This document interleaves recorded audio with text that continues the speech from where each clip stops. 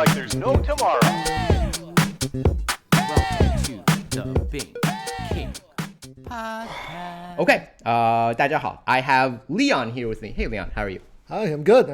I asked you here because I have a lot of friends that have been talking to me about psychology and therapy lately. Right. And I listened to your Popcorn, Right. and it was awesome. So I thought I'd have you on and kind of talk a little bit about therapy and what's going on. So give everyone a little bit of your background, and then we can start from there. Sure. So my name is Leon. I'm a registered psychologist. Wait, which camera should I be looking at? This one. This one. Yeah. All right. So I'm Leon. I'm a registered psychologist. So I've been practicing as a psychologist for around 8 years now. Nice. I mostly done trauma work. I have some humanitarian work background here and there. I used to work for Doctors Without Border, used to work for United Nations, and now I'm in Shanghai for a year and a half doing my stuff. Do you like Shanghai so far? Oh, I loved it. I Yeah. loved it. What do you like about Shanghai? I love the diversity. Yeah. I love the diversity because I've been traveling for more than 15 countries. I lived in more than 15 countries around the world. I have never felt so accepted in here. Even though it's only 1.5 year, and I can find people from all over the world. It's amazing. It's diverse. I like the energy here. It has a really positive vibe for some reason. Really? I do think You so. are the first person to tell me that Shanghai feels positive. I don't want to burst your bubble, Right. but Maybe I'm new. That's why. I think you might be new. Right. But notice when you get off the plane. Right. I always find that when I get off the plane in any other country, there's smiles. Right. Shanghai, I get off the plane and everyone's just like mean face, go, go, go. Shanghai feels very much like New York in that way, where no one smiles. There are very few smiles in Shanghai. I feel like the same for all big cities. Yes. Like A lot of big Singapore, cities are New very York, similar. Paris. I feel like it's the same. But out of all of them, because like this city, we were talking about this earlier. This city can offer a lot. Yeah. If you reach out and try to look for it, it can offer you a lot. And I like this part. And before I was in Shanghai, I was in Hong Kong for a couple of years. It's way more depressing than Shanghai. Yes. Hong Kong is, I agree. It is very depressing. So is Tokyo. Yes. Tokyo is very like serious. That always bothers me. But Shanghai's up there. Like I always find there's a lot of like just angry face. And it's tough to be the happy one when everyone else is just like work, work, work. True, but then again, I always feel like this is more of a big city problem. Vibe. And ultimately, I do believe that ultimately happiness is something that you just have to work on your own. It's a difficult thing to achieve. I agree. It's a very difficult thing to achieve, but ultimately, the environment matters, but ultimately, the most important thing is yourself, I believe. I think that a lot of people look very externally for happiness. And it's very difficult. Right, right.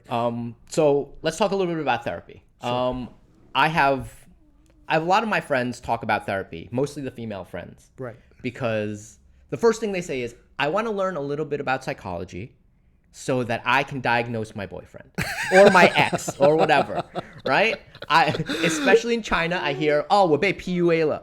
I want to know, like, and then they learn a little bit, and then very often they end up with, oh, my boyfriend was terrible. Like, my boyfriend was a narcissist. Like, I hear that so often. So why do females or people really like therapy or psychology? And what's very often misdiagnosed or overdiagnosed? Right. I really like the way you put it, misdiagnosed. It's like when you have a headache or your stomach ache, when you start Googling the symptoms, oh my God, I have cancer. It's always cancer. It's more or less the same thing. Yeah. Let's talk about the first thing, right? I'm not sure about female because I'm not really sure about female, but I think like people are naturally curious because ultimately what I believe in is because like people don't really know themselves that much. I think that's like the biggest issue. Sure. And in order to know yourself, you kind of need a lot of time to talk to yourself, to meditate, to write, and you have to go through all these processes. 100% agree. And that's why if you go for MBTI, astrology, it's like a quick fix for everything, if you know what I mean. Like so then, oh, look at this. Oh, yeah, that's me. So the thing is, I think people are not, they're not stupid, but they're dumb. Sorry, they're not stupid, but then they are lazy. lazy. Yeah. They're really lazy, so they're just looking for a quick answer. And because we're social animal as well, so Yeah. we get highly influenced by the environment or by the things that we read, by things that we do. And there's something called the self-fulfilling prophecy. Yes. You read it as like, oh Yeah. yeah, that's me, and That's, then yeah. more And you become more like that. exactly Right. exactly. So that's why. Regarding the relationship,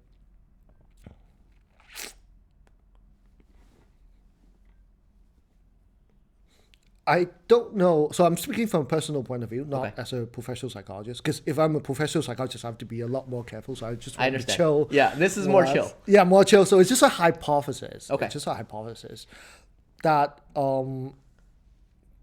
because generally speaking, we believe women are more in touch with their feeling, whereas like male are less likely to do so. Maybe Correct. it's social expectation, men taught to be tough, masculine, and all these things. Yeah. So when the girls are sort of like going through a breakup, they feel hurt and they want to find an answer. So the easiest way is to blame the other person. Okay. Blaming yourself is painful. Yeah. And usually, I would generally say this in a relationship, whatever that goes wrong, it's rarely one person's fault. Yeah. All right. Just want to put that out there. But psychologically, you actually feel better if you can blame someone else. Right. So maybe that's where I got PUA. Yeah. Maybe that's where it's coming from. But ultimately, I believe that the most healthy form of relationship is the one that you actually become a better form of yourself. Sure. You learn from it. You have a self-progress from it. So if you are only putting the blame on other people, but not yourself, then you kind of get stuck there. Yeah. You're not going to get a better relationship. You're just hoping to find someone better. Yeah. You first have to be a better person. You have to work on yourself, learn to love yourself, learn to understand yourself. Then you can find a better partner or have a better relationship. Not necessarily a better partner, but have a better, healthier relationship. I've found that a lot of people also put a lot of blame on the other person. And I don't think they're actually angry at the other person. I don't know about them, but for me, I have found that most of my friends, even when they say that they're angry at you, are often more angry at themselves. Yeah. Like, I think frustration and anger are all actually angry at myself. I'll give you a great example. I play this game called Magic the Gathering. Right. And my friend Yiming is a very competitive player. Right. So I ended up doing a play that was not ideal. Right. The most, I don't get the most value out of this play. But it was the play that I wanted to make. Right. And he got angry at me. And he was like, why'd you do that? Like, we're not going to win. He's not actually angry at me.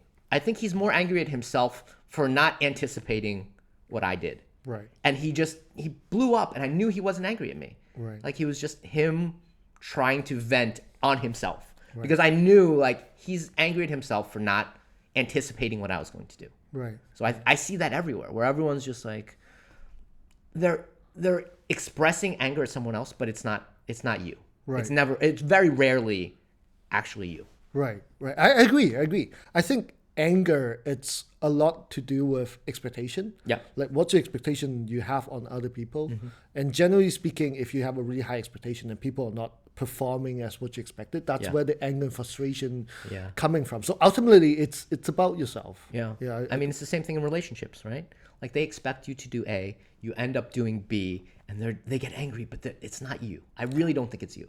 Exactly. Like, it's good to just be like, oh, I shouldn't have expected this. Right. Right. And I wish more people would see that. Like, I wish more people would just be like, oh, I made the wrong, I guess, I had the wrong idea of what was going to happen. Right.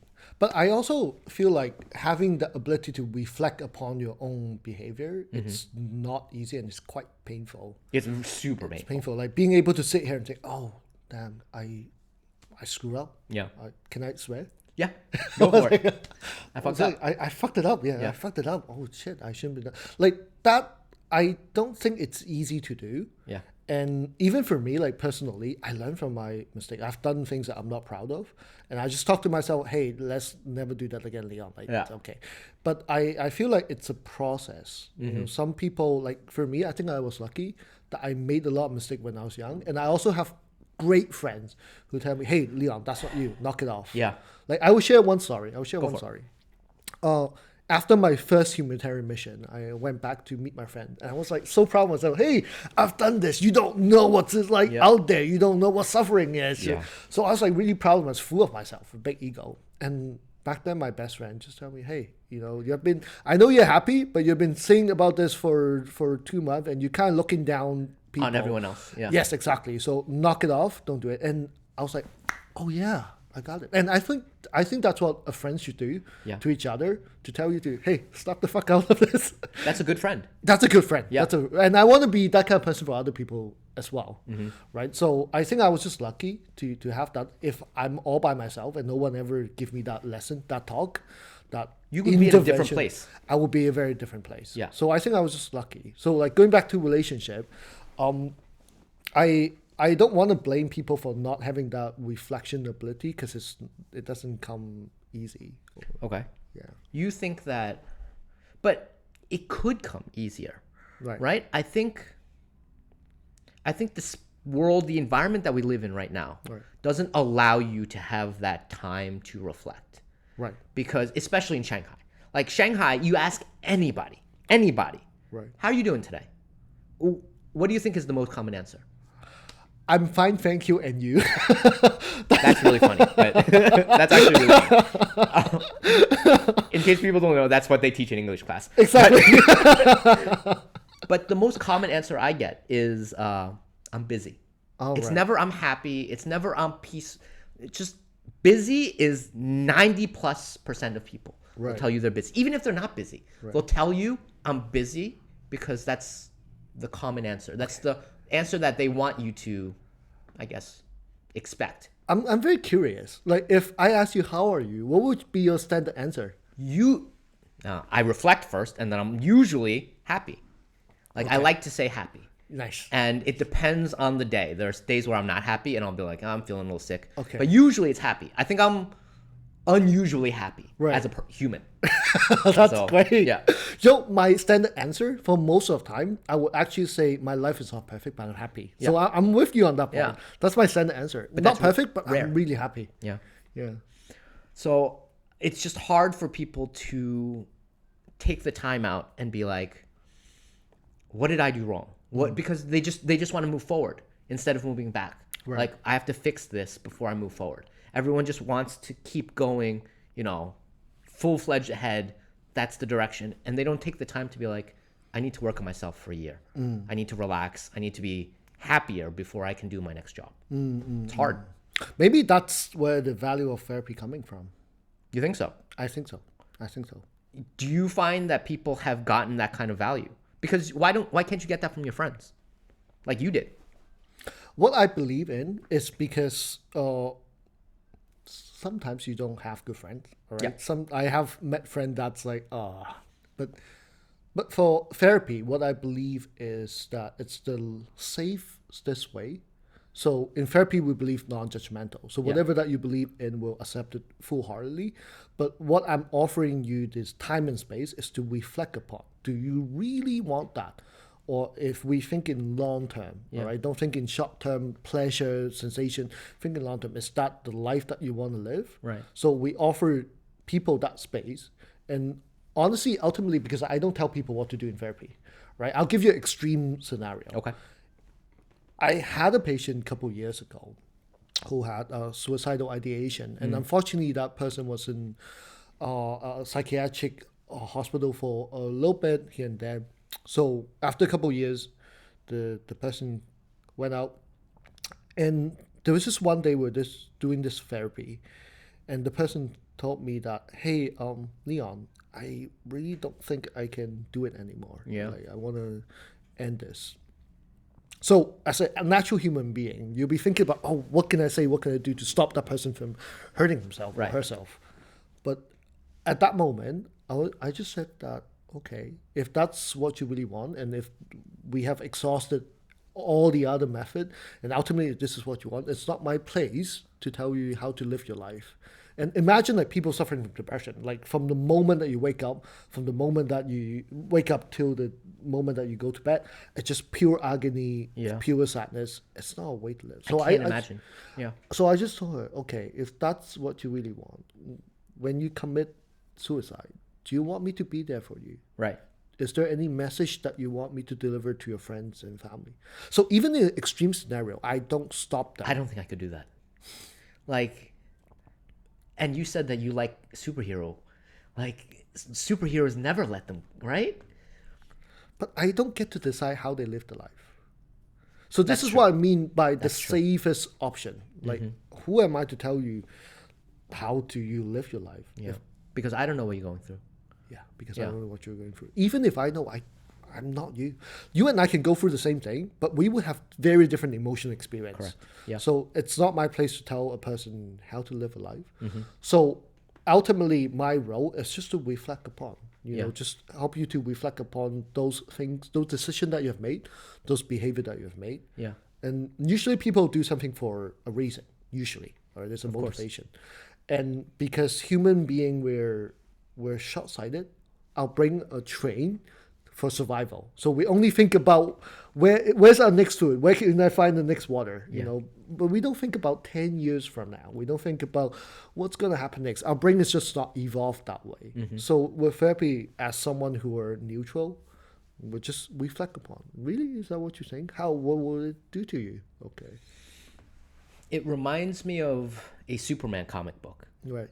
I don't remember when it was. It was a long time ago. But it's one of my favorite scenes from Superman. And people hate on Superman. But Superman finds this woman about to commit suicide. And he just sits there, floating in the air, talking to her for like pages. And he just talks to her.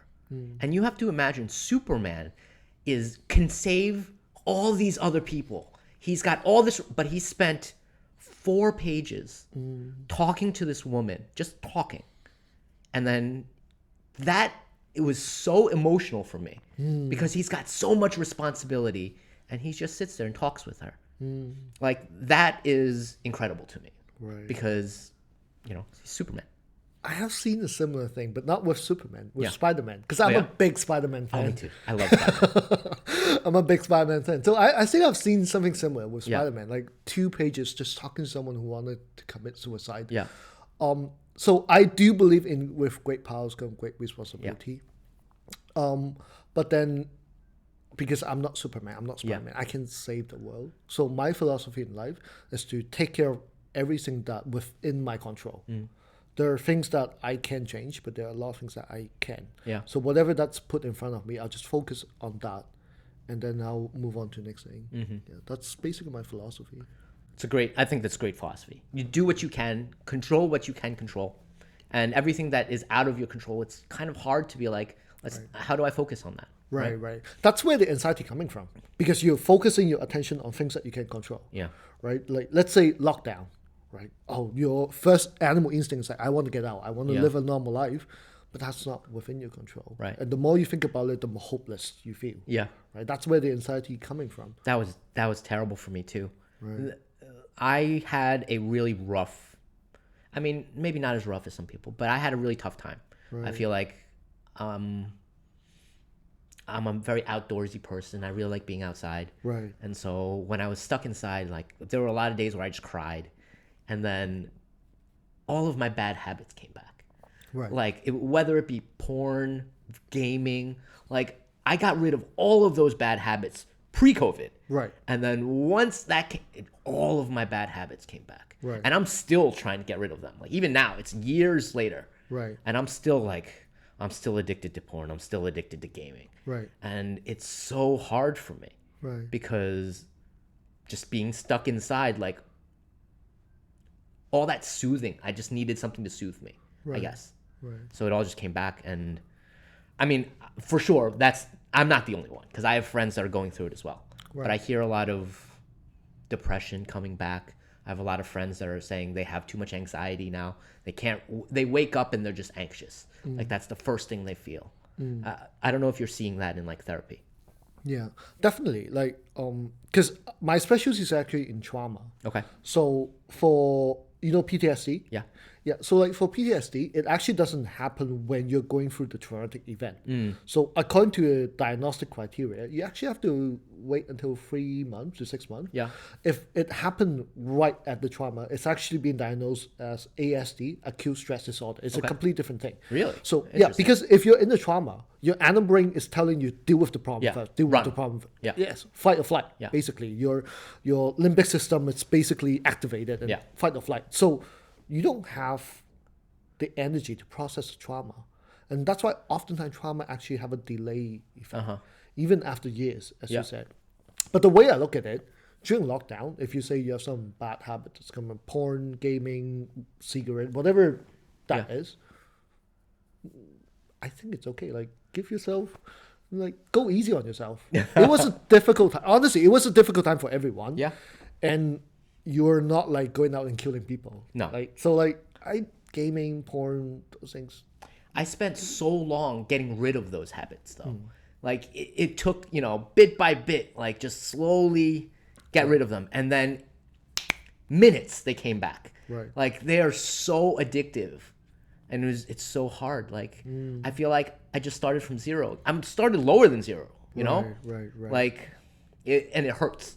Right. So stuff like that really makes me empathize with a lot of people that are going through, you know, their depression and their anxiety. Because I feel it too. When I wake up, I'm like, man, the first thing I could do, just play my game. Why not? Right? Like, just first, the game's already built to get you addicted to it. Right. And then further, you're just like, man, like, I didn't really play a lot last night. Maybe I should play tonight or play more right when I wake up. And it's hard to get rid of. Right. I do agree. Because like social media, gaming, they're built to suck your time into it. They have like teams of people, hundreds of geniuses to design the game to suck you into it. Yeah, absolutely.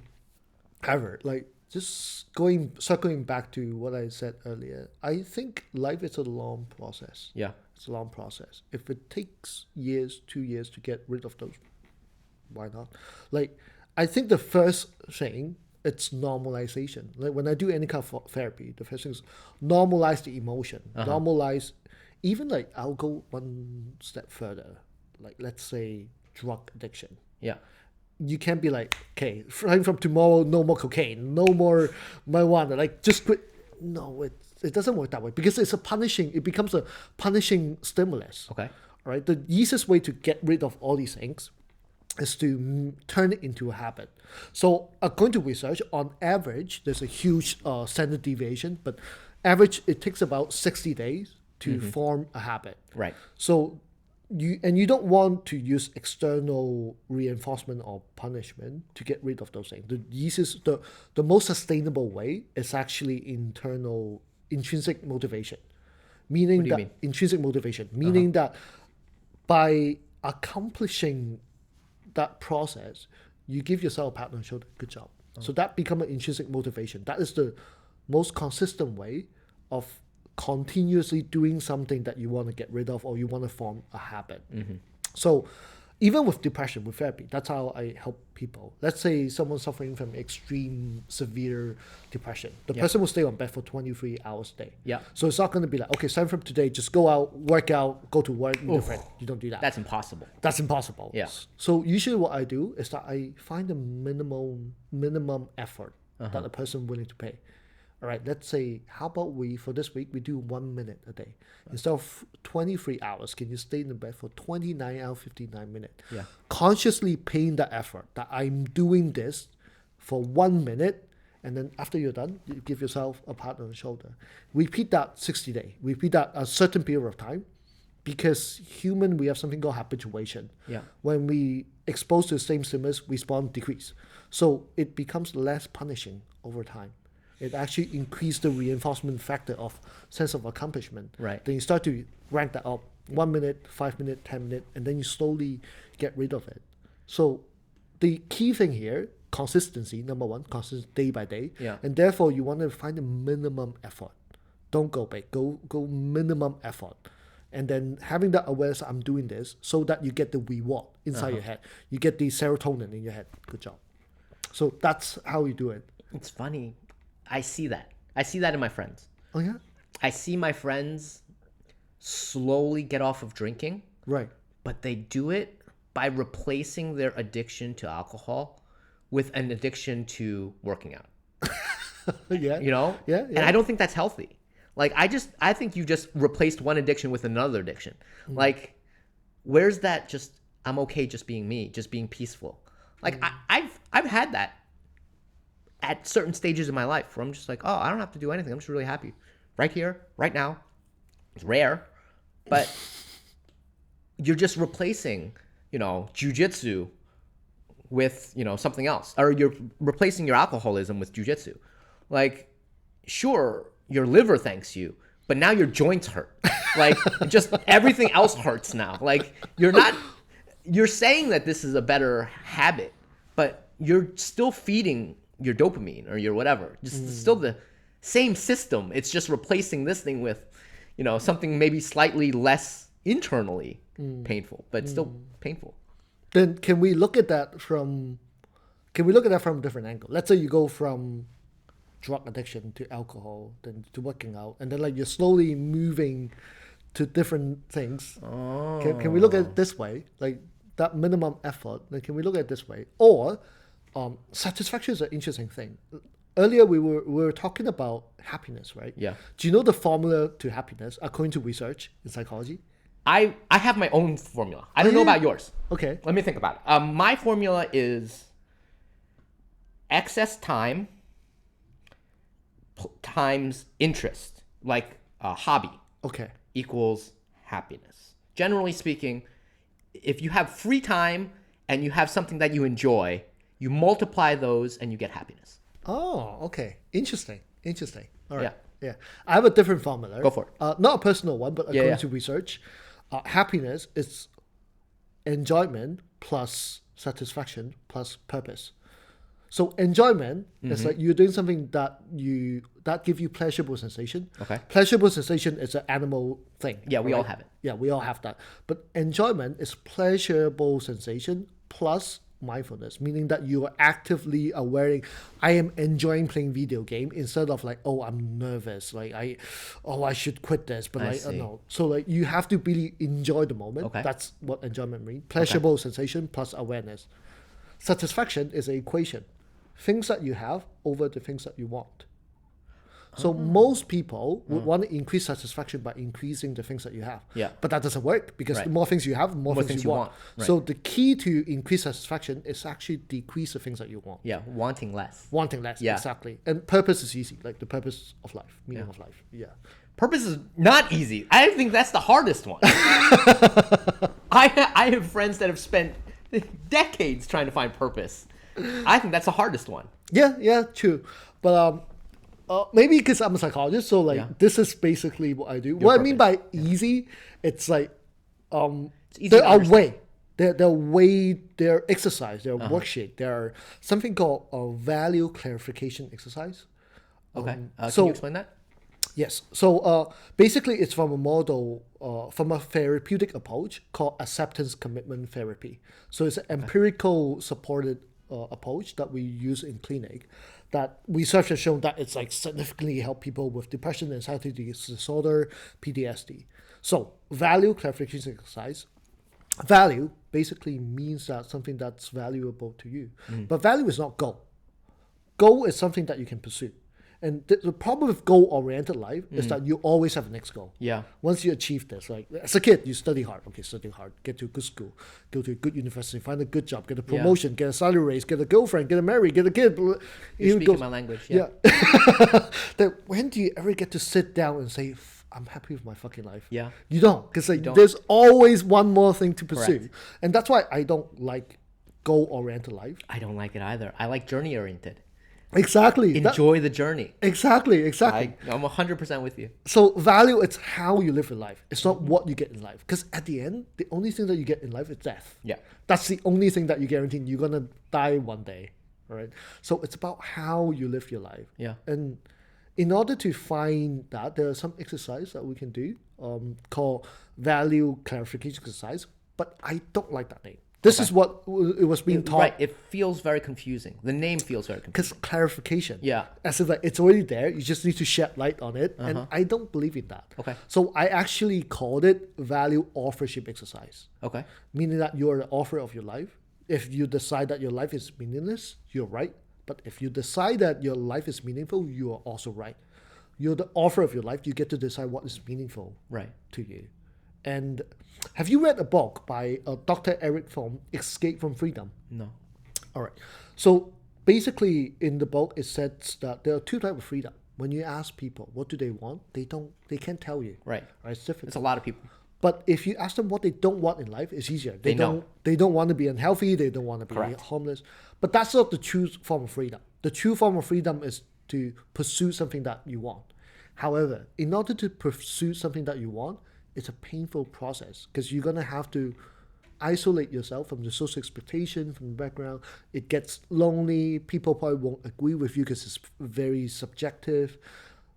Hence the name Escape from Freedom. Yeah. Being free, it's painful. Yeah. But it's a price you have to pay because regardless, life is painful. Yeah. Like you're gonna suffer no matter what. And it doesn't matter which social status that you're in, how much money that you make, how many great partners that you have. Everyone's suffering in life. Right. So you might as well just pick a good reason to suffer. Suffer with a purpose. That's a little bit grim for me. I don't think I suffer. Like I suffer a little bit. I think I suffer in jiu-jitsu. I suffer in all of my hobbies. But it's suffering that I enjoy. Exactly. Like it's suffering. Like yesterday, I went to archery and my 70-pound bow hit me in the arm, and I was like, "Ah, fuck, it hurts." But I enjoy the journey of archery. So I'm like, it's not that bad. That's what it does to you when you can pick your suffering, when you know why you're suffering for the pain, for the time that you put in. It becomes less suffering. But that's the key. You actually got it. But you have to reevaluate all the time. That's what I've realized. Yes. I'm going through that now with jiu-jitsu, actually. Right. Like I'm enjoying it currently less than I previously enjoyed it. Okay. And I'm enjoying it less because I wake up in the morning and it takes me 15 minutes to get out of bed. 15 minutes because my neck hurts, my back hurts, my shoulder kind of hurts recently. And I'm like, man, is this really worth it? Like, I'm almost 40, but like my body feels like it's 60. Right. I wake up and I have to kind of stretch and everything kind of like, and everything just hurts. I'm like, is this worth it? Is this really what I want to be doing? Right. And I'm going through this kind of like crisis right now with a bunch of my hobbies. Right. And I'm like, man, is this what I want? Is this the future that I've chosen? And it's hard. Like it's hard to ask that question because I've sunk so much cost into it. Right. Like I've sunk 6-7 years into jiu-jitsu. Right. Is it worth it? Oh, I don't know. Can I ask a question for you? All right. Two type of pain. Yeah. One is that you know why you're suffering. You know there's a purpose of that pain. Comparing to the pain that I'm just living day-to-day life, not knowing where I'm heading. I'm just like working to my 9-to-5 job. Yeah. Which pain is worse? I think the grass is always greener. There are days where I'm like, man, maybe a 9-to-5 isn't so bad. Okay. And there are days where I'm like, nah, this is fucking awesome. Right. So, yeah, I think the grass is always greener. Or how about we put it this way? Imagine yourself 20 years from now, and you look back. Oh, that's not even a question. If I look back and I've, gotten my black belt, that's different. Then I'm like, 20 years later, and I've accomplished so much. I've made all these good friends. Then this is worth it. Like, just suffering. But who knows? Maybe I'm in a wheelchair. Like, I don't know. Like, that's still a possibility. True. Right? True. And then in that wheelchair, maybe I'll be like, maybe I should just have taken the 9-to-5. Like, so I don't, you never know, right? You always have to take that risk. And that's part of why we chose those hobbies. Yeah. Right? Like, a lot of these hobbies are hard. Even if you're 9-to-5, you might still end up in a That's wheelchair. true. Okay, that's true. Knock on wood, but that's true. So you never know. You never know. But currently, I'm pretty happy. That's amazing. That's amazing. I'm happy for you, man. Yeah. That's not an easy thing to say.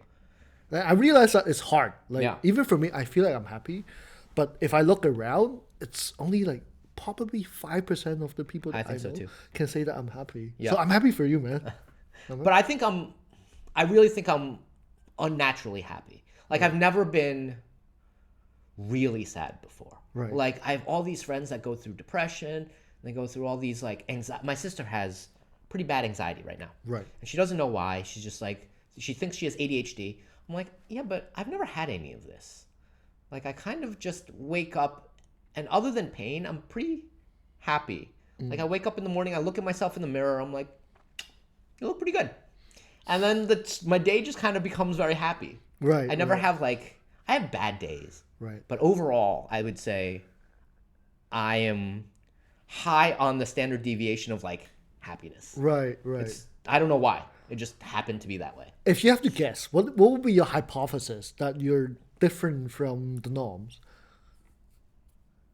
I What is the really like determining factor? myself. Oh, okay. I like myself to, I would say, an unhealthy. Like, I really like myself. I look in the mirror and I'm just like, even with not a six pack anymore, you still look good.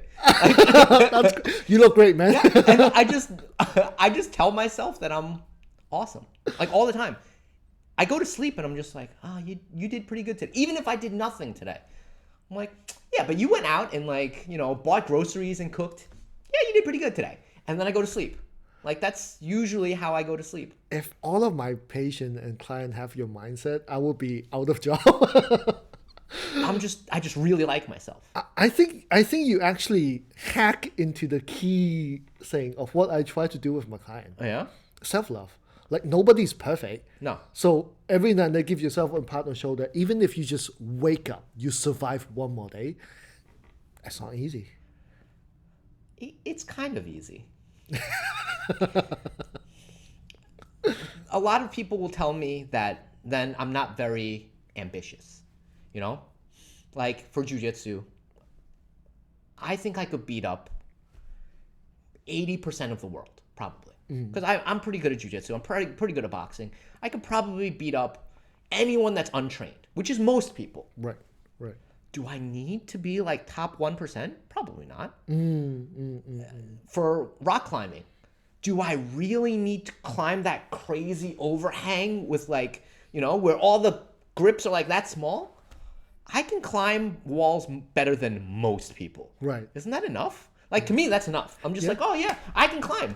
Like, I can probably beat most people at something. Right, right. I feel like that's good enough. Yeah. And everyone else is like, no, we have to get, we have to improve. We have to go from V3 to V5. And I'm like, kind of happy at V2. Like, Yeah. I like that mindset. I think because like maybe I'm overthinking this a little bit too much, but I do think that if your life, it's about like spreading your hobby, like trying out different things better than most people. That's a good way. We don't have to be in that 1%. I think it's probably our animal brains talking to ourselves. Like, the more resources, the better you are, the better chance that you have to survive. But in modern day life, we don't need that, actually. But we do. The modern day job market will tell you need to specialize. You have to specialize in everything. Like, you can't be a generalist. If you're a generalist, most jobs will be like, I don't know where to place you. So the society tells you. But you're thinking in terms of jobs. And I think jobs. You're thinking about in terms of employment. What about business? I guess if you open your own thing, it's good to be more of a generalist. Yeah. Yeah. And I do think that entrepreneurship is not for everyone. Like, I know for a fact that I'm not suitable. I want to. I always think about it. Yeah. But I don't think I'm suitable because I'm more a specialist type of person. Like, when I'm into something, I'm really into something. And I don't think about anything else until I lose interest of that thing. So I'm also really scared of video game because once I start, I don't stop until I beat the game. Me too. And games don't end anymore. Games just keep going now. Yeah. They just keep putting out updates and you just have to keep playing. It's really terrifying. Oh, I usually do with the single player game. I gotcha. don't do the online. I usually stick with the campaign. Even with Call of Duty, campaign. That's the only thing that I do. Yeah. That's scary. No, this is such a scary world for me. I played VR recently when I went home. Oh, nice. The new Oculus. Right. And I put it on for 10 minutes and I realized this is the most addictive. I can see myself never leaving the house. Immediately I was like, this is too addictive for me. Really? And I won't put it on again. Are there any good VR game? Like, The because I can't think of games- any. They just look, crappy. I'm sorry. Like, They look okay now, but I've already imagined a world where right, couple years later. this is the end of like me going out. I can see myself being here all day. But you might also get habituated. You think so? I don't know. It's not a world I want to live in where everyone's doing that. True. I also think that people change, like different lives, different stage of life. People change. People want different thing. Yeah. Yeah. So like maybe for now, this is where you see yourself, but maybe in 5 years, when I you're hope 45, something like that, then you might want something else. Maybe. Who knows? But anyways, I actually wanted to talk about guys because I have a lot of guy friends that don't believe in psychology and therapy. We're going through social media. Most men will talk about stoicism. They'll talk about pushing your feelings down. I don't have feelings. I have mostly I'm rational. I really think with my mind. Emotions don't matter. And I've always kind of fought against that. I've always feel like just because you push those emotions down doesn't mean they don't exist. That's going to be a problem at some point. And I don't know where you're letting those emotions go, but that's going to be a problem somewhere down the road. But as a therapist, I don't know if you see that in men more than maybe women. Depends on the culture. Like when I was working in Myanmar, that was my first humanitarian mission. My main job is psychoeducation work. So I go to different villages. I was working in a mobile clinic. So mobile clinic is just a van. Yeah. We call it mobile clinic. Right. It's just a van with medical equipment and doctors and nurses. So my job is to do psychoeducational work. Then in some places, yes, we see that because different social expectation, men are being taught to be masculine, Strong, push down their feeling. But I always say this, emotion by itself, there's no positive or negative emotion. Emotion, Really? they're unpleasant emotion. Yeah. They're pleasant emotion, but that's it. Let's say frustration, anger. They're not negative. They're there to help you to survive. If a tiger hurt your kid, you want to be angry. So adrenaline, faster heartbeat, breathing rate, and all these kind of things. It's a survival thing. So there's no negative emotion. All emotion are positive. So now the question is, can you utilize those emotions as a tool? Right? Are you gonna let your anger to become an obstacle for you to achieve the things that you want in your life, or can you harness it? Can you be out? In order to harness it, you have to be aware first. Be aware. Oh, this is what I'm going through. This is what it's gonna do to me as a human being, to my body. How am I going to utilize it? Yeah. So, with men, usually I use a different talk. So this is the talk that I'll use to men. It become like, oh, there's an incentive of knowing your emotion, which is also true too. Yeah. Which is also scientific too.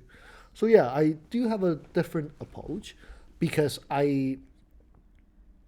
when I talk to, let's say a male client or male patient, they're quick to jump to solution. Yeah. What am I going to do with my life? Yes. What is the solution to my problem? Correct. Here. Whereas for female, generally speaking, I can go for a different approach or just talk about feeling. Okay, this is safe space. You can talk about whatever that you want. When you're ready, you can tell me. Whereas for men, I have to go, okay, what is our therapeutic objective? Right. What is our goal? How do we achieve that? All right. How long what's the proposal like? How long? Lot. Right. Yeah. So it's a different approach, but I think both are fine. Whatever makes you comfortable makes you comfortable. Do you think that works? I think that works. Where guys are just like, oh, that's my goal. What's my solution? Ready, go. Interesting. I do think so. I think so. I'm not sure about separated completely in gender because of course. I've seen female who have like that go. I actually think it's modern day where even the females now are very they have to be very rational. They have to be very push the emotions aside. I see that in big companies all the time. I feel like especially in Shanghai too, Yeah. because so this is a hypothesis. Go right? for it. I feel like Shanghai has more female than male. Yes. And I'm guessing a lot of them were probably from different places in China, Mm-hmm. and they came to Shanghai and they enjoy this liberation, somewhat of a gender equality environment. And if you ask them to go back to the third tier, fourth tier city, They might not like it. Yeah, like, oh, I get really? that. I'm gonna have to do dishes for you? I have a master's degree, but like, look at you. They can't do it, so they will do whatever it takes to stay here, and that's why I feel like the female here, they have a sort of go-getter attitude here as well. So yeah, I see that in female as well. But my job as a therapist is to offer you something that at least you feel comfortable doing. So if you start with like go-getting, like objective, go, get it. Sure, this is what we're going to start with. But throughout the session, throughout the process, every now and then I'm going to throw you some questions. Yeah. What is your feeling about that? No. Don't tell me your thoughts. I'm asking for your feeling. Yeah. Search in your vocabulary. Find me a word that describe your emotion. And this is generally where most people get stuck. Yeah. So, yeah, and I'll explain to them. In order to achieve the goal that we set at the beginning, right, you first have to go through this. You first have to normalize your emotion. You first have to aware it. If you don't aware it, you can't harness that power. So it's actually the same thing. I'm just using a different method to tell the same story. I I love what you're saying, because all of these things, I had to figure them out on my own. Okay. But I came to very similar conclusions as you. Oh, okay. Interesting. I've always kind of split humans into brain, heart, body, kind of. Right. So that's a martial art, Yeah. Japanese martial art. Correct. Right. And it's also on the YMCA logo, if you notice, heart, body, mind, something like that. Right. But you have to kind of work with each one. They all have to work out. You have to work out your mind. You have to work out your body. You have to work out your emotions. And especially in East Asia, I've found that a lot of people forget about the emotions entirely. They're just like, emotion's not important. 忍住. Just hold on. You can do it. And I hate that. Like, I hate that. I always find that that's gonna blow up some point. Right. But there's an overweight to mental, where everyone's like, use your brain more. And they're always like, oh, your body, you know, if you have like a great body, then you're probably stupid. And then I realized that they're not balancing the three. They're really putting a lot of emphasis on thinking, being smart. But like, your body needs to like work out. Your emotions need to kind of work out. And I don't know how you have pushed people to get closer to their feelings. I tried meditation. I tried a lot of like weird, you know, emotion, just like, what am I feeling right now kind of questions. It kind of works. It kind of doesn't. You have any I guess, exercises that people can do? To get in touch with their Emotions. Because I think a lot of guys just really don't know. And now, like we said, a lot of girls don't really know how to deal with those emotions either. Like, how do you know what you're feeling? It really takes time. Like, for me, I have handled clients who were completely not in touch with their emotion. Yeah. Then usually what I do is I go back to, why are you here to see me? Yeah. What is this? What is the issue that you want to solve? And just let's just list out all these obstacles. And then, so you can logic your way out of this. Like, what's your obstacle? And when I ask, like, how were you feeling at the moment, they usually give me thoughts. They don't give me emotion. Yeah. So I can like force themselves to use a vocabulary. All right. And one thing that I also find it helpful, if they don't have the vocabulary, I use a psychometric scaling. What's that? 0 to 10. Okay. How do you feel? Like, how bad is your anxiety? Yeah. Right? How anxious you feel? 0 is nothing, 10 is. So I start from a metric system, a psychometric system, using scale, and then slowly building on that vocabulary. Do you feel this? Do you feel that? Do you feel this? Do you feel that? That's interesting. Yeah. And they have to be the one that define what that means. Because what anxious looks to me, it's different. It's not with them, right? Yeah, it's different from everyone. So then we can, circle back. Okay, let's say you don't know your emotion. Anxiety, when you're anxious, when you're in stress, what does your body feel like? Yeah. Okay, so let's think about something that biological that they can understand. Okay, so when you're having a headache, you lose appetite, you can't sleep, that's what's stressing. Yeah. Okay, let's just stay with that. It feels kind of shoulders, a little bit on my back. That's usually anxiety. So that is usually where I start with. And then the second step, which I love doing. So let's try this, all right? Can I'm ready. we try that Yeah, on you? go for it. Let's pick an emotion that you want to try. Pick anything. Fear. Fear. Yeah. All right. Let's say fear. If you close your eyes, just close your eyes for a second. If you have to describe fear with a color, what color would it be? Gray, blue, Okay. If it has a size, how orange. big? I see more orange when I'm Orange? scared. Yeah. Okay. If it has a size, how big or how small that is? Medium size. I don't think it's too big. Okay. If it has a shape, It's round. round, like circle, Oh, no. Square. square. Fear is more square. E. Okay. Orange, medium-sized square. Yeah. Does it move? Yeah, it spins. It spins. Okay. Does it make any sound? It whirs because it spins. Okay. Okay. If you were to touch it, It hurts. it hurts. What temperature does it give Hot. you? Hot. It's not cold. All right. So what texture of that shape is? Is it hard? Is it soft? Hard. Sharp. Okay. If it's exists in a part of your body, where would it be? In your chest? Right under my sternum. Okay. All right. So this is how I do it, by using very abstract thing. Yeah. To ask them to map out. That was really scary, by the way. Like, I'm seeing this spinning orange square, like, coming at me. It's terrifying. Right. Right. So usually this is what I do. I do the abstract thinking of imagining what that is. Yeah. So generally the next step is that I would actually ask them to be in touch with the things that they're scared of. Right? Generally anxiety, depression, fear, whatever that is. Because those emotions exist in you. Yeah. Most of the time, in order for us to function, we push them down. Right. Right? So that we can function. But they're, again, going back to normalization, they're here for a purpose. So what I'm going to do next is try to make my client or patient understand the fear, the things that give you unpleasant feeling is there to protect you as an animal. So you want to be friends with it. You want to be able to live with it. Yeah. At the very minimum, whether or not being friends is the next step, but you're gonna have to accept that those things are inside of you and they're here to protect you. The more you try to push it away, the harder for it to do its job. Yeah. So they are your guardian.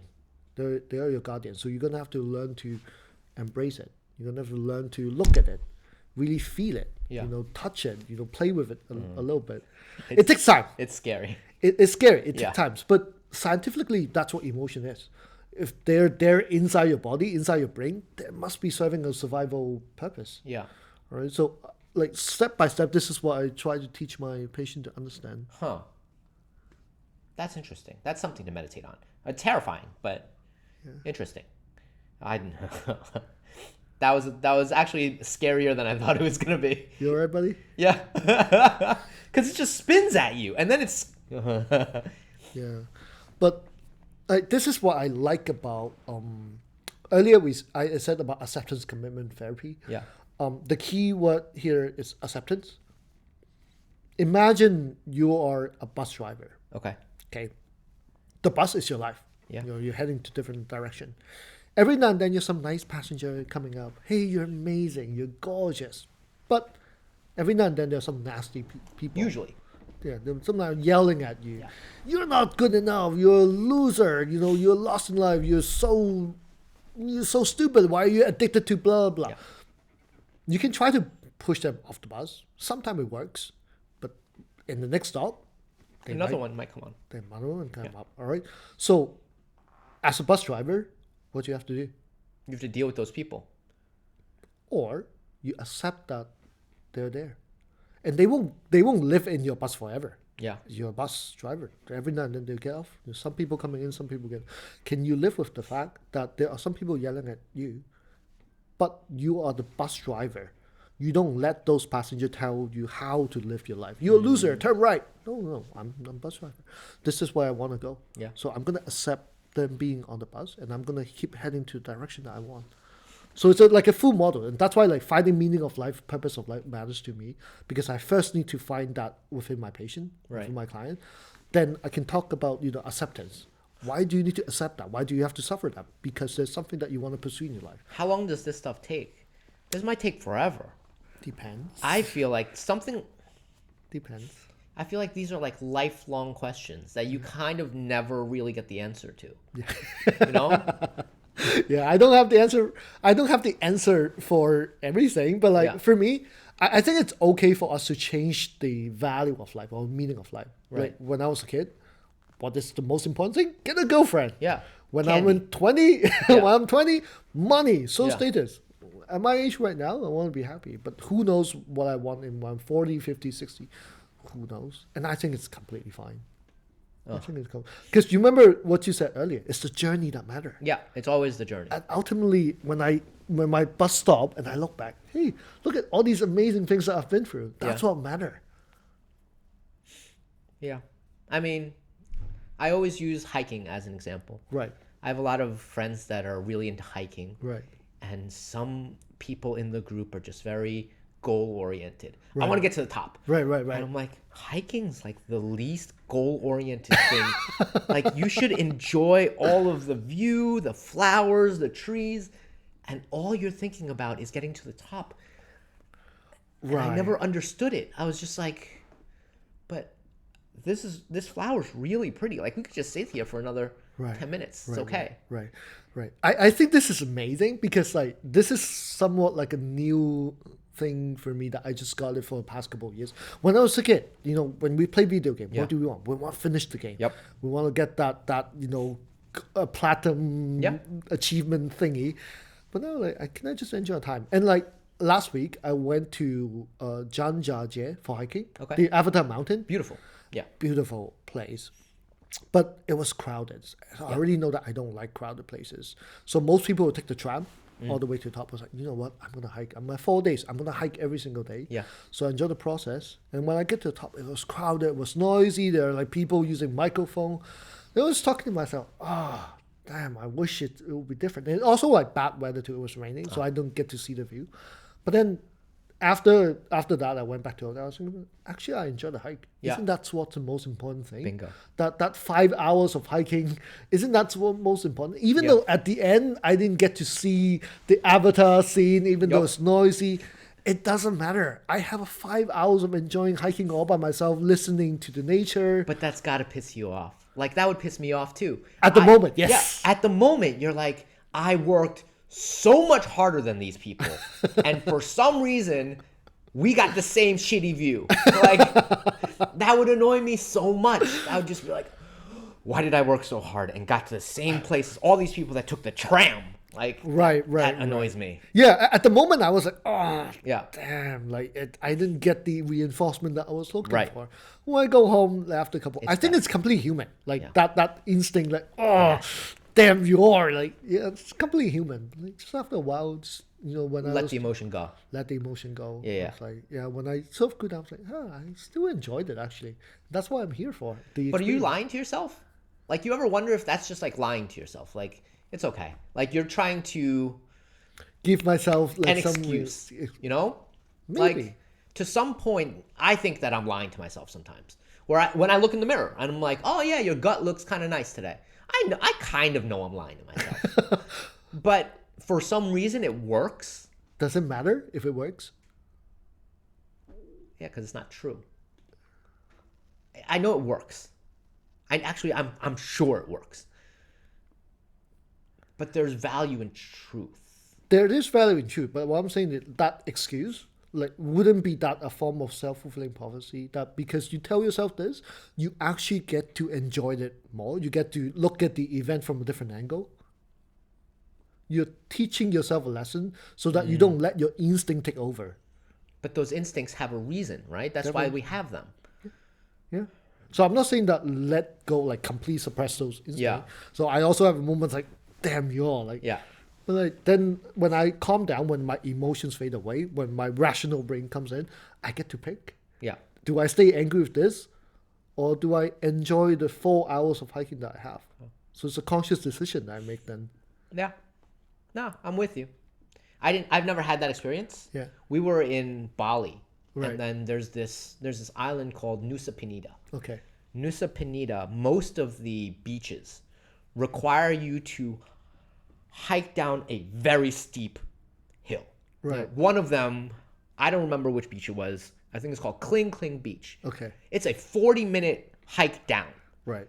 Some parts don't have stairs. It's just a rope where you just like slowly get. You just, as you go, you just see people quit.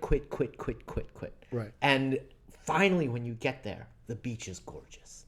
And I was just like, oh, it was so worth it. You know? But I got that feeling where I was like, yeah, it was 40 minutes. Yeah, I kind of stubbed my toe. My hands are kind of roughed up from all the rocks, but it was worth it. And Right. I got here, and most people just stayed up there. Right. And like that feeling, I love that feeling. Right. Like I chase that. So it makes it worse is if I had your experience and I got there and everyone was already there and they didn't even work hard. That would make me so mad inside. But think about this. If you're the one who take the tram, you didn't have to pay the effort. You pay money, and you basically go to a place with shitty view. You actually wasted your time. Whereas, like, for me, I at least have the 4 hours of enjoying by myself with the nature. And I actually do enjoy hiking. That's why I went me there. Yeah. So I think going for the tram, That's a good one. yeah, I didn't think about it that way. They didn't really enjoy it nothing. from head to toe. They got nothing out of it. They got nothing out of it. Yeah. Like, I feel like the reward, it's better when you pay effort to it. Yeah. Oh, 100%. Yeah. Just That's why it's worth it. Yeah. Because you pay effort. Yeah. Because you suffer. Because you pay the price. That's what makes it good. If it's easy, I know. yeah. I say that all the time. Like I saw all the people that 90% of the people just stayed on top. There's a scenic area where you can take a photo from the top and then they'll get a car there, take the photo, bounce. I'm like, that's fine. You didn't get to the real beach. Right. And then you get to the real beach and you're like, oh, totally worth it. You know, Right, it's right. only fit people too. Like everyone's in good shape. Otherwise they wouldn't have made it down. And I was like, wow, it feels very exclusive and you really worked hard for it. Right. Right. It was like hot. The sun's beating down on you and like, I'm still going to go. Right. That was worth it. You know, that kind of feeling. I chase those. Like as much as I can, I chase that. Same. Yeah. That's why I was telling you, like, my plan is to do the motorcycle trip. Yeah. So it's not about going to the places. I could have taken the plane. Like, then it doesn't matter. Like, I want that experience. I want that motorcycle experience. Spending Motorcycles 4 months, 6 months. Yeah. That's what I want to do. But a motorcycle is terrifying to me. I know. I know. But still, like, if there's no risk, it's not fun. Yeah. Correct. I don't If want there's to. no risk, it's not Yeah, I don't want to live a life with no risk at all. Yeah. Yeah. But all of my Chinese friends will tell me the people that drown the most are the ones that know how to swim. Yeah. But you can't live life like that. Yeah. Like if you live life like that, you just end up in your living room going in circles. Yeah. Right? The best way to do it is to learn how to swim and push your boundaries further. Right. So the more you know, the safer you feel in more places. Right. That's how I feel. Right. You know? There's a psychological experiment Yeah. called the Skinner box. So basically, it's a psychologist called Jeff Skinner. So imagine this, and I'm going to capture a pigeon, wild pigeon. I'm going to put it in a cage. In the cage, there are 3 buttons, A, B, C. Peck A once, food comes out. Okay. B twice, food comes out. CLF 2, so continuous reinforcement ratio 2, twice, food comes out. C, peck it 5,000 times, the cage pop open. The birds can go out, live a meaningful, happy life, flock with its packs and whatever. All right. I'm going to give away the punchline right now. The pigeon's never getting out. It's going to stuck in the cage forever. Because for an animal, you're trained to think about where's your next food. There's A and B button here. They both give you food. They both give you food. The C would never be touched. It would try. Imagine it. A, food. Yes, nice. B, nothing. C, nothing. Right, try one more time. A, food. B, this time, reinforcement ratio of 2. You got the food. C, nothing. Repeat that 10 times. The bird's never going to touch C again. It doesn't matter if you're the best psychologist. You can't change the behavior of an animal that way. I don't think I would do that. Now, here, there's a difference. Yeah. Because human, we have something called language. That's animal doesn't have. Right. Human is the only animal on the entire planet that through the power of language, we can withhold that immediate reinforcement, that instant gratification. Yeah. By telling you, hey, if you go for C for 5,000 times, the cage will pop open. There's an ultimate price to it. So now I swap the pigeon out, put a college kid in. Same condition. I'm going to tell the kid, A, going to give you a coin, B, twice give you a coin, C, you can pop out. All right. So what the college kid's going to do? Go for A and B, get all the money in the pocket. Then I'm going to get the fuck out of here. So he's going to go for C. Bam, bam, bam, bam, bam. Yeah. 20 minutes later, he's at 2,000. His arm is sore, he's tired, he's been doing this for 2 hours, but he's keep on doing it. Why? Why do people do that? Because he believes that there's a future. Okay. Like he understands time more. What if, me as a researcher, what if I lie to the kid? What if after pushing that button 5,000 times? It doesn't. It doesn't. Yeah. Does it make the effort meaningless? No. It's still worth it. Exactly. Let's just, in a very dark version, Yeah. thought I experiment. get you. He's going to die in there. Yeah. Going for A and B, eating all thing and die, or living with a sense of purpose. And that's what life is. Sometimes you pay your effort, you don't get the result that you want. Yeah. I hike for 4 hours, I see a shitty view. Right. We work really hard for our job, we don't get the job, we don't pass the interview, we don't get the promotion, we don't get the girls that we want. Sometimes it happens. But does it make it meaningless? I don't think so. I think He's got a really jacked arm. I think the process can become the outcome. The process of pursuing the outcome can become the outcome. That makes sense. Yeah. It's what living for the journey is. Exactly. Yeah. Exactly. But what if you didn't tell them? We just don't tell the human and just let them figure it out on their own. I don't think they'll press button C then. I would. I press it a lot. Oh, if I have unlimited talent? Yeah. Because I think there must be something. Yeah. There must be a purpose. Like to me, going there. Yeah. Why is C there? Like I'd press A, eat, and then just every once in a while I'd press C a couple times, nothing. And then every once in a while I'd just keep pressing it. Yeah, me and too. with unlimited time, I'd be like, it's gotta be something, right? Yeah. Press it a couple more times. Yeah. Throughout my life, I will probably press C 5. Yeah. Me too. But that's curiosity. Yeah. Like, and I think a lot of my close friends lack that. Oh. Like they lack the curiosity to be like, well, what if? Yeah. Like, like I was out and it was a scam. It was clearly a scammer. Right. The guy was like, oh, come to our hotel event and you just won an iPad. Holy shit. Clearly a scam. Right. But I was like, yeah, but let's just go. Let's just see. Who knows? And then my friend was like, don't go. Like, it's a scam. You know it's a scam. Yeah, I know it's a scam. But I want to know when he asks me for money. Like, at which point is he going... There's a flow to the scam. Right. He's got a flow chart. At what point is he going to ask me for a credit card? Right. I just want to know. Like, so I'm willing to walk with him until I get to that point. And then my friend's like, what if he kills you? Yeah, but I'm so curious.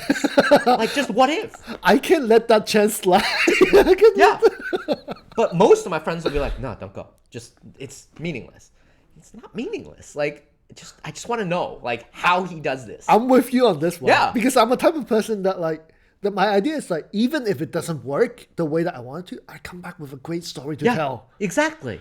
What if I actually got the fucking iPad? You don't know. Yeah. The one in, like, a million chance that I actually got the iPad. Who knows? But I think that comes with the confidence that you and I might have to be able to protect ourselves. Yeah, I think so. I There's think a part like, of it. Yeah, like I think this is maybe an advantages that we have as a man. Yeah. Or like as someone who train in martial art. Yeah. That I think I'll be able to handle myself. Yeah. Not only physically, but like I'll be able to firmly say no. That's it. Yeah. No. Yeah, but I don't think that's something that everyone can have. Oh. Yeah. Yeah, I didn't think about that. I was just like, you're not a little bit curious? A little bit? You know? Which is why, in some ways, I get what you're saying about the motorcycle trip. Right. Like the motorcycle trip. I'm a little curious. Like, Oh, I'm gonna fucked up so hard. Yeah. I'm pretty sure I'm gonna fucked up so hard. what if the wheel falls off? What are you gonna do? Like, I don't know. But it's a cool story to just be like, yeah, I was in the middle of, South America and the wheel fell off and I had to go walk and get a wheel. Exactly. Those are the key thing, right? When I read the book, I read a lot of books about those trips. Yeah. Those are the things that's most entertaining for me to read. Yeah. So I look forward to it when I fucked it up. Yeah. I just hope that I survived. Right. That's all. Yeah. That's a bare minimum. If I get out of it, it was worth it. There you go. There you go. I think that's a good place to stop. Cool. Thanks, everyone. Look for Leon on that popcorn thing. What's the deal with popcorn? You're always on that. Yeah, I do Popcorn Club 3-4 times a week. That's a lot. That's a lot. Yeah. But I'm also going to start my own business soon. Okay. Within this year. So I want to create my own platform where I train people to be a counselor and a psychologist. Really? Yeah. I'm interested. Yeah. Yeah. I'm in. It is something that I've been interested in. I was flipping between this and physical therapy. I wasn't Oh. sure which one I was going to do. Oh, nice. I'm still looking at both. Yeah. Yeah. We can talk more later. Yeah. We can talk more later. Okay. So when's that coming out? Do you know? No, I just have an idea because I'm still looking for like investors. I'm still looking for partner. I can't do this all by myself. Yeah, me I neither. need a freaking partner for this. I guess you. Yeah. Okay. If that comes out, I will have Leon back on and we will do another one. All right. Bye, everyone. Bye. That was great. Thank you, man. Do, do, do, do, do.